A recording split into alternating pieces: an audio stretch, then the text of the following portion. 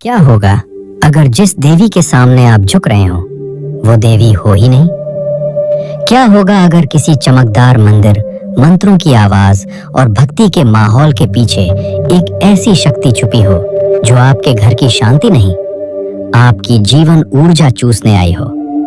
जरा सोचिए, एक ऐसा विवाह जहां पति पत्नी नहीं, एक तीसरी अदृश्य सत्ता रिश्ता नियंत्रित करती है।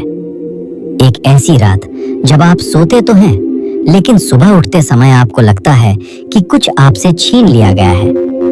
एक ऐसी छाया जो सपनों में आती है, आपकी ताकत पीती है और दिन में आपका परिवार टूटता जाता है और आपको पता तक नहीं चलता कि ये सब किसी कर्म का नहीं, बल्कि एक गलत देवी से हुए अदृश्य गठबंधन का नतीजा है। अगर आपके घर में अचानक बेचैनी, रिश्तों में कड़वाहट, गंदे विचार, टूटता मन या समझ से परे ऊर्जा की कमी दिखने लगे, तो सावधान हो जाइए। ये सामान्य नहीं, ये शायद वही अंधकार है जिस पर आज हम बात करने वाले हैं। एक ऐसी श्रापित शक्ति जिसे लोग देवी समझकर खुद अपने हाथों से अपने जीवन के दरवाजे उसके लिए खोल देते हैं। मित्रों, आध्यात्मिक संसार जितना उजाला देता है, उतना ही अंधेरा भी छुपाता है और इसी अंधेरे में जन्म लेती है वो कहानी जिसकी शुरुआत तो भक्ति से होती है, लेकिन अंत एक ऐसी खाई में जाकर गिरता है जहां इंसान सिर्फ टूटता है, बिखरता है और समझ ही नहीं पाता कि आखिर उसके जीवन में ऐसा क्या हुआ। कहते हैं कि एक जगह पर एक ऐसी देवी का प्रचार किया जा रहा था जिसकी भव्यता देख लोग तुरंत झुक जाते थे। घंटियों की आवाज, मंत्रों की गूंज, धूप की सुगंध और चमकदार वातावरण इस तरह तैयार किया जाता था कि कोई भी भक्त उसकी असलियत को देख ही नहीं सके। लोग सोचते थे कि यह शक्ति उन्हें आशीर्वाद देने आई है, लेकिन उन्हें पता नहीं था कि यह देवी नहीं, बल्कि एक ऐसी ऊर्जा थी जिसे उसके मूल स्रोत, उसके दिव्य केंद्र से निकाल फेंका गया था। जैसे किसी परिवार से धोखे, पाप और विकृति के कारण किसी सदस्य को निष्कासित किया जाता है। एक बार जब कोई ऊर्जा अपने मूल से अलग हो जाती है, वह प्रेम नहीं, विनाश पैदा करती है। लेकिन लोगों को यह सच कभी नहीं बताया गया। उन्हें बस यही समझाया गया कि अगर वे इस सत्ता के सामने विवाह करेंगे तो जीवन में सुख समृद्धि बढ़ेगी। लोग मासूम थे, भक्ति भरे थे और इसी मासूमियत में उन्होंने वह गलती कर दी जिसने उनके जीवन के दरवाजे एक ऐसी शक्ति के लिए खोल दिए जो कभी किसी को देने नहीं, सिर्फ लेने के लिए बनी थी। जैसे ही कोई दंपत्ति उस सत्ता के सामने विवाह करता, उनके 4 ऊर्जा स्तरों, मूलाधार, स्वाधिष्ठान, मणिपुर और अनाहत पर इस शापित सत्ता का स्त्री या पुरुष रूप सक्रिय हो जाता और यह तीसरी अदृश्य सत्ता पति पत्नी के बीच खड़ी होकर उनकी ऊर्जा को बांटना, काटना और संचालित करना शुरू कर देती। पुरुषों का आत्मविश्वास, शक्ति, साहस और निर्णय क्षमता धीरे धीरे खत्म होने लगती। उन्हें लगता कि जैसे भीतर की आग बुझ रही है, जैसे कोई अदृश्य हाथ हर रात उनकी ऊर्जा खींचकर उन्हें खोखला कर रहा हो। कई पुरुष बताते हैं कि सपनों में एक छाया स्त्री आती थी, चेहरा धुंधला, आंखें ठंडी और उसका स्पर्श इतना भारी कि सुबह उठते ही पूरा शरीर थका हुआ महसूस होता। दूसरी ओर स्त्रियों पर इसका असर उतना ही खतरनाक लेकिन अलग रूप में प्रकट होता।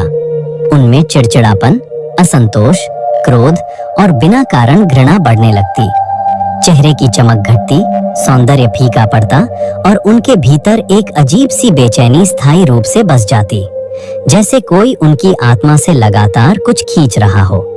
ये एक ऐसी शक्ति है जो पुरुषों का पुरुषत्व और स्त्रियों का स्त्रीत्व छीन लेती हैं। पुरुषों से वीर्य नाश करवाकर उनका जवानी छीन लेती हैं और स्त्रियों से यौवन, सुंदरता छीन लेती हैं। उनकी प्राण ऊर्जा छीनकर उनको बूढ़ा बना देती हैं। ऐसे व्यक्ति अपने शरीर में कमजोरी, दर्द और अपने आप को उम्र से ज्यादा महसूस करते हैं। वे बूढ़ा दिखाई देते हैं, वे ओजहीन दिखाई देते हैं। हमेशा कलह क्लेश होते रहता है। घरों में शांति खत्म होती, छोटी बातों पर भारी झगड़े होने लगते। बच्चों में भय, गंदे विचार और अजीब व्यवहार विकसित होने लगता और धीरे धीरे पूरा परिवार टूटने लगता। लेकिन कोई यह सोच भी नहीं पाता कि इस विनाश के पीछे कारण कोई अदृश्य श्राप हो सकता है। लोग डॉक्टरों के पास गए, झाड़ फूंक कराई, मंदिरों में मन्नतें मांगी, लेकिन उनका जीवन फिर भी नहीं सुधरा, क्योंकि समस्या उनके कर्मों में नहीं, बल्कि उस गलत गठबंधन में थी जो उन्होंने भक्ति की आड़ में कर लिया था। जब हालात चरम पर पहुंच गए, तब कुछ महान साधकों ने ध्यान और शक्ति साधना के माध्यम से इस ऊर्जा की जड़ को समझा। यह साधना साधारण मंत्र जाप नहीं थी। यह वो युद्ध था जिसमें शब्द अग्नि बन जाते हैं और ध्यान तेज तलवार। जैसे जैसे साधना आगे बढ़ती गई, कमरे का तापमान बदलता, हवा भारी हो जाती, दीवारों में कंपन महसूस होता। वह ऊर्जा अपने अस्तित्व को बचाने के लिए पूरी ताकत से लड़ रही थी। मंत्रों की अग्नि बढ़ती गई और उसके साथ ही वह दुष्प्रभावित ऊर्जा कमजोर होने लगी। जिन लोगों पर उसका असर था, उनके भीतर अचानक शांति आने लगी, कामुक विचार समाप्त होने लगे, मन हल्का हुआ, चेहरे पर खोई हुई चमक लौटने लगी। पुरुषों में साहस वापस आया, स्त्रियों में स्थिरता और बच्चों में मासूमियत। घर का वातावरण धीरे धीरे स्वच्छ हुआ, जैसे किसी ने अंधेरी धूल झाड़कर फिर से रोशनी भर दी हो।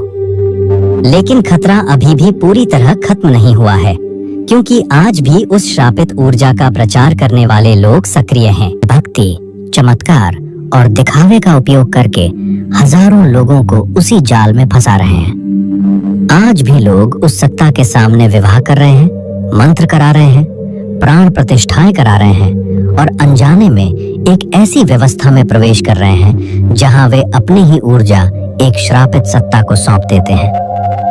दुनिया को हर चमक दिव्यता लगती है, लेकिन वास्तविकता ये है कि दिव्य ऊर्जा कभी भी मन को गंदा नहीं करती, रिश्तों को नहीं तोड़ती, प्रेम को नहीं जलाती, घर में भारीपन नहीं फैलाती और किसी मनुष्य की शक्ति नहीं चूसती। दिव्यता उठाती है, श्रापित शक्ति गिराती है। और इसी पहचान को समझना आज के समय में सबसे बड़ा आध्यात्मिक ज्ञान है। इसलिए यदि आपके जीवन में अचानक अजीब बेचैनी, गंदे विचार, रिश्तों में कड़वाहट, ऊर्जा में गिरावट या सपनों में कोई छाया दिखाई दे, तो समझिए कि कहीं ना कहीं आपने वह गठबंधन किया है जो आपके जीवन को रोशन नहीं बल्कि अंधकार की ओर ले जा रहा है। सच्ची साधना वही है जो आपको भीतर से मजबूत करे, आपके मन में शांति दे और आपके घर में प्रेम का वातावरण वापस लाए। यही इस कहानी का संदेश है। आध्यात्मिकता आंखें बंद करके नहीं बल्कि जाग कर चलना सिखाती है।